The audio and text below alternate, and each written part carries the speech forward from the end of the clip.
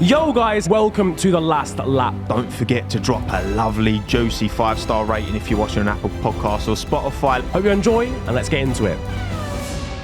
This is what I'm hoping, right, for 23, because we started this show, right, mid-season. Yeah. Belgium was the first race we covered on the live stream, so make sure you're subscribed so you can watch the live shows for every single race in 2023.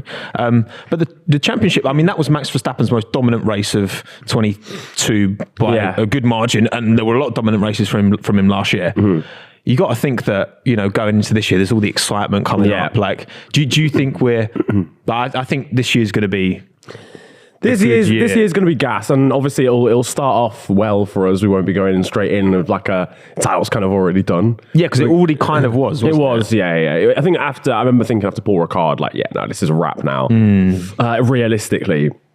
But yeah, this season hopefully should be a lot closer. I have faith in Ferrari not to make as many blunders as last season. I have faith in Mercedes to be a little bit quicker. And maybe we can get that age-old rivalry between Toto Wolff and Christian Horner back. Because I enjoyed that, I'm not going to lie. I enjoyed that little era there. They're very different personalities, and I love how they came together to just to have that. It almost felt like an added element of Mercedes v Red Bull was Toto versus Christian. Toto was already kind of stoked the flames a bit. He's had his saying he lives rent. I can't imagine Toto Wolff saying the words rent free. It definitely was translated. Do you reckon? I think someone heard him say it in German, and they were like, "That's basically what it means." Can anyone in the comments translate rent free in German? Rent-free. Do you reckon that's like a term like globally? I really hope different languages. But we only just discovered it like last. Everyone else has been saying it for ages. But yeah, well, I hope so. He said the beef with Horner is like a waste of time, right? But I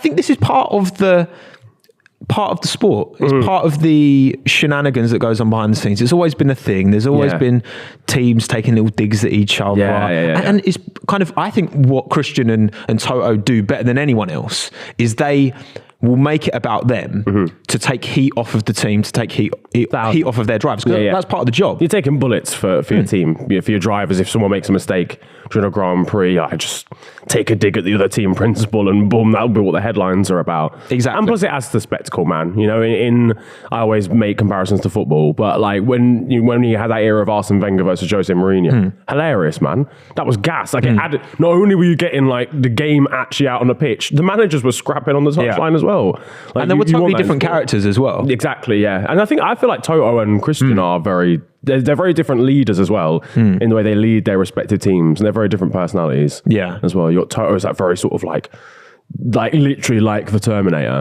both in speech and in leadership style. And Christian Horner's just like flamboyant, just says what the fuck he wants, doesn't care, bend the rules sort of. Yeah. Well, Christian's got that. I think he's really nailed that us against them mentality and really dived into like what makes Red Bull, like we're just the energy drink company and we're taking on these huge, and we don't have a right to be here, but we're coming up against these big mates, which is like, it is in itself impressive, but also Red Bull GmbH is a massive multi-million dollar company. So it's not like they're some nobodies, but it's about cultivating that kind of, that feeling inside the team.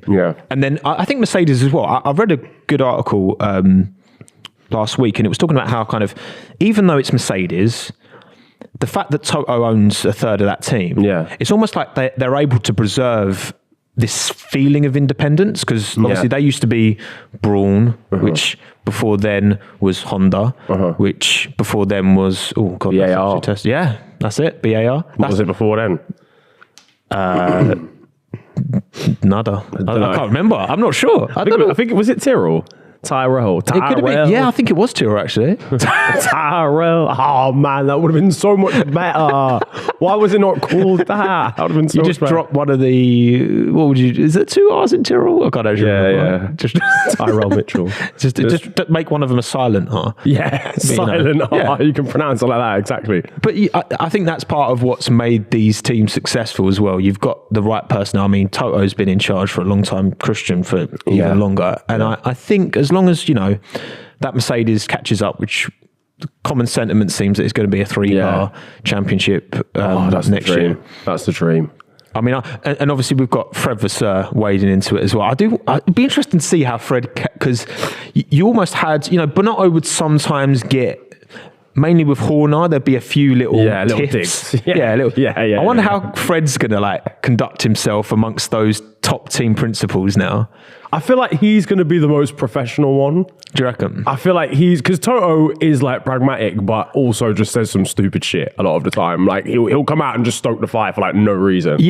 Christian does as well. Yeah, that's where they are similar. They love the drama. Oh mate, they do love it. Come on, of course they do. Whereas I think Fred will come in and maybe be like, I'll just steer clear. That's something that Fred. I don't want to comment on this matter. That sort of I don't know though. I think Fred's a bit of a, low key, I hope he is. Savage. Yeah. I don't know. I just feel like there's certain stories I've heard. I think it was when he went to Sauber first, they had an engine deal lined up, and within his first week, he was like, no. Been gone. And I think is that legal? We don't know. Tear up the contract. Yeah. That is legally binding, Fred. Nah, it's not now. It's it's in the shredder now. It's what it is. Yeah, it's in the Thames. It's gone. Yeah. But that's the thing. I just think that is part of the sport. And as much as I think you're allowed to like some characters more than others, but I do fundamentally respect, especially Toto and Christian. You can't deny the success they've had as team principals. And 1,000. Long may it last into 2023, as far as I'm concerned. Because I'll be honest, I like the drama. I'm looking forward to Drive to Survive. Drama, Mick. I love it. What day is Drive to Survive at again? Oh, is it 20? I've got it on my calendar actually. I think it's 23rd or something. Yeah, I think it's maybe 26th. Week. Yeah, so it's late February. Yeah. That'll be spicy. I'm looking forward to that.